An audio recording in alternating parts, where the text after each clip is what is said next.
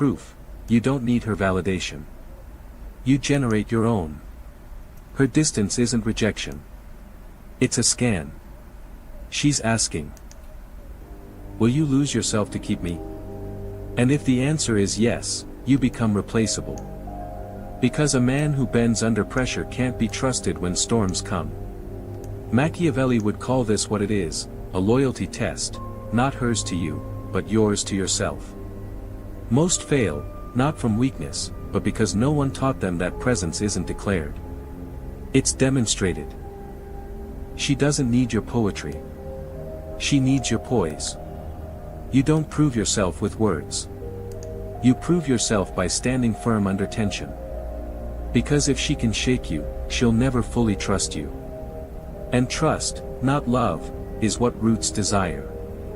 When the room grows cold, don't flinch. Don't plead. Don't perform. Be still. Be calm. Be anchored. In your silence, she won't see indifference. She'll see power, not the kind that demands attention, but the kind that holds space. Because in a world of noise, a man who remains unshaken is the only one who feels safe. Part 2, approval is a drug, and you were addicted. You didn't chase her out of love. You chased her because you were starving, not for connection, but for validation. You needed her gaze to confirm your worth. That wasn't love. That was dependence. Machiavelli wouldn't condemn you. He'd warn you, any man who relies on another's approval has already surrendered his power. This didn't start with her. It started when they told you that being agreeable meant being good. That being liked meant being safe. That being chosen was the ultimate prize. So you adapted. You performed. Smiled when it hurt. Agreed when you didn't. Gave without boundaries. Silenced your truth just to keep her comfortable. You weren't loving. You were negotiating, trading authenticity for acceptance. Because approval is emotional heroin. 1 hit, you feel real. 2 hits, you forget your edges. 3 hits, you burn yourself out, desperate for her light. Not because she asked you to, but because you believed her attention made you whole. But here's the truth, approval is leverage. Once she senses you need it, she no longer needs to respect you. She can manage you. Not out of malice, but instinct. People manage what they don't admire. And when you offer your sense of self for approval, you stop being a presence and become a product. You've seen it before, the man waiting for the text. Editing his words to match hers. Saying, whatever you want, before she speaks. That man doesn't inspire desire. He drains it. Because she doesn't want a satellite orbiting her. She wants a sun, burning from its own core. Machiavelli didn't write about romance. He wrote about power. And true power comes from detachment, from needing no one's validation but your own. If your worth rises and falls with her glance, you are no longer a man, you are a mirror. And mirrors don't inspire love. They reflect it, until nothing remains behind the glass. No woman can complete you. She can only amplify what you already are. Come to her full, and she magnifies. Come to her empty, and she vanishes, not out of cruelty, but because you gave her a role she was never meant to play. Stop chasing the high. Reclaim your throne. You weren't born to audition. You were born to rule, not loudly, but unshakably. Not to perform for love, but to embody it. Part 3, she wanted to feel you, not fix you. She didn't leave because you were broken.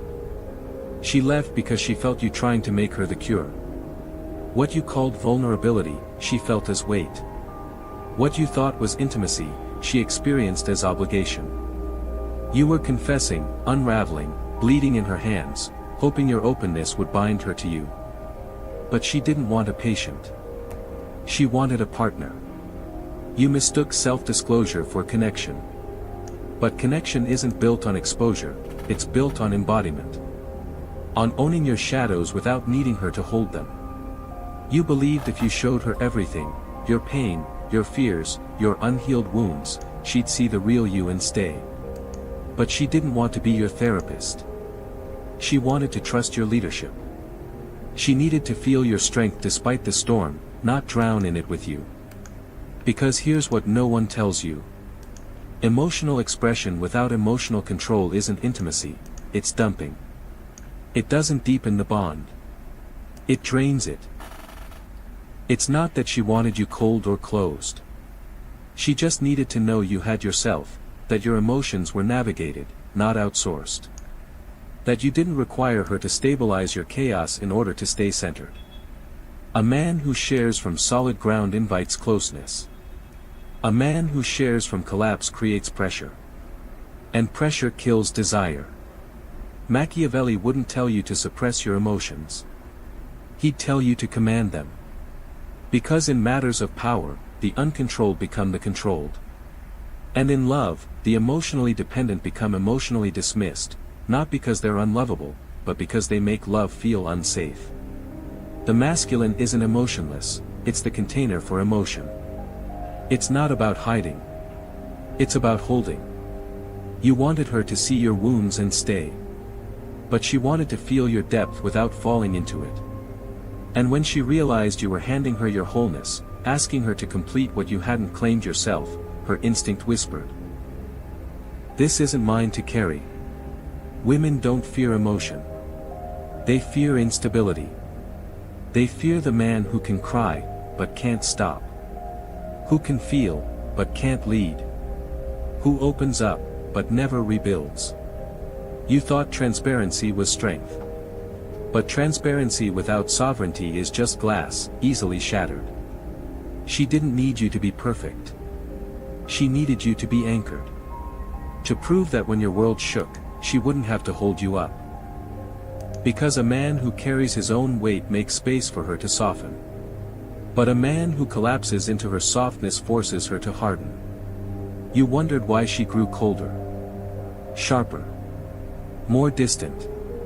It wasn't her nature. It was your surrender. Not to her, but to your own unmet wounds. Part 4, lead with energy, not explanation. You thought leadership meant words, promises, plans, reassurances. But she didn't listen to what you said. She listened to what you radiated. Masculine leadership isn't verbal. It's vibrational. It's not about telling her you're solid. It's about being solid, so consistently that she feels it before you speak. You explained too much. You chased her confusion with logic. You tried to fix her doubts with debate. But desire doesn't live in reason. It lives in energy. In tension. In the unspoken space between certainty and mystery. And here's the truth, the more you explain, the more you expose your fear. Not of her, but of losing her. She didn't need paragraphs. She needed presence. She didn't want your arguments. She wanted your aura. Because a man who needs to explain his worth has already doubted it. Real power doesn't announce itself, it arrives. It doesn't plead, it chooses. It doesn't chase agreement, it embodies it. She tests you not out of cruelty, but because she's seeking something deeper than words, resonance. She wants to know. Can I relax into his presence? Can I trust his calm isn't an act? Can I surrender to a man who won't break under pressure? Because if you crumble every time the room grows cold, she won't feel held, she'll feel alone. Machiavelli understood what most men never do. Power doesn't respond to noise. It responds to posture. You tried to win her with transparency. But transparency without sovereignty is just neediness in disguise. She wants to see your soul, but through the lens of your own mastery. Because she'll never feel safe with a man who needs her for balance. She craves your vulnerability. But only after she's felt your spine. Can you show her your pain after you've processed it? Can you speak your truth without needing her reaction? Can you be open, but still in command? That's true leadership. You don't lead her by managing her emotions. She isn't watching your mouth. She's watching your nervous system. How steady your breath is. How still your hands remain when her words sting. Rooted you stand when every instinct screams to react. Because that is where she decides. Can I trust this man when life gets heavy? And if the answer is no, she'll pull away, not because you're not kind, not good, not honest, but because you haven't yet become unshakable. Machiavelli would say, "A man who cannot lead himself will always be led by those who can." And in love, leadership isn't a title, it's an energy. A frequency. A quiet certainty that says, I don't need your approval to stay whole. I don't need your validation to remain rooted. I don't need your response to hold my ground. That's not detachment. That's grounded masculinity. That's the man who doesn't fold when the feminine storms, but stands, unwavering, and invites her home. Because a woman doesn't want to feel your need. She wants to feel your center. Part 5, Attachment is not attraction, reclaiming your core. You thought closeness meant devotion. You believed staying near, always checking in, always being available would make her feel secure. But what it really signaled was, my center moves with you. And no woman can trust a man whose roots follow her footsteps. Because what she says she wants and what she tests for are not the same. She might say she craves consistency. But if your consistency comes from need, not choice, she'll feel it. She'll sense. Your calm is conditional. Your stability depends on her. Your love is more hunger than truth. And need doesn't feel like love to her. It feels like weight. Like pressure. Like emotional gravity with no direction. Because attachment is not attraction. Attachment says, I need you to be okay so I can be okay. Attraction says, I am okay. And you're invited into that space. That difference changes everything. She isn't drawn to the man who clings. She's drawn to the man who chooses, who could walk, but stays. Who could crumble, but stands. Who doesn't orbit her, but shares a world with her, without losing his own. You believed that giving more would earn more. That if you were more open, more available, more there, she'd feel more secure. But instead, you gave her a man who didn't know how to leave, so his return meant nothing. Because return isn't about distance, it's about depth. When you handed her your whole heart too soon, without boundaries, without rhythm, without self-possession. You didn't inspire devotion. You dissolved tension. You collapsed the very mystery that makes a woman lean in. And once mystery fades, so does desire.